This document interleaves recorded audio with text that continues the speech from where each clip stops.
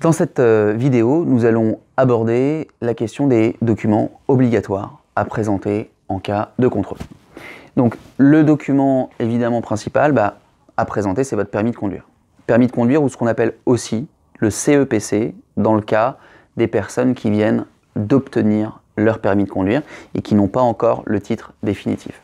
Donc ça, on appelle ça un CEPC, ça a une validité de plusieurs mois qui vous permet d'attendre la réception de votre permis de conduire définitif. Donc vous aurez forcément le permis de conduire à montrer, à produire. Il y aura également ce qu'on appelle l'attestation d'assurance, avec la vignette d'assurance. L'attestation d'assurance, généralement, est rangée dans la boîte à gants. C'est un grand papier vert, souvent.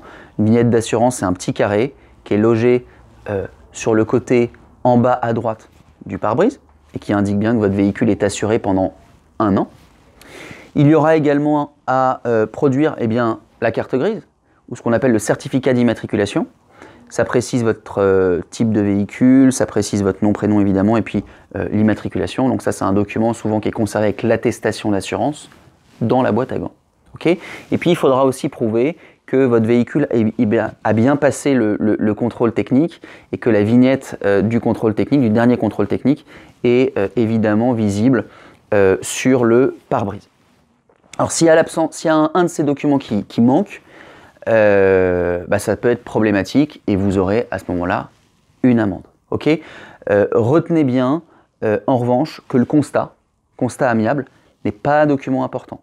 Okay, n'est pas un document important et ne sera pas obligatoirement à fournir. Okay, on ne l'a pas mis, mais il faudra également que dans votre véhicule, il y ait le gilet jaune et qu'il y ait également le triangle de présignalisation. Okay, en cas de contrôle, d'ailleurs, vous n'avez pas besoin de mettre votre gilet jaune. Hein. Le gilet jaune ne se met que en cas de problème mécanique de la voiture, s'il y a un accident et que vous devez sortir de votre voiture et compagnie. Sinon, c'est évidemment pas un accessoire à porter en cas de contrôle.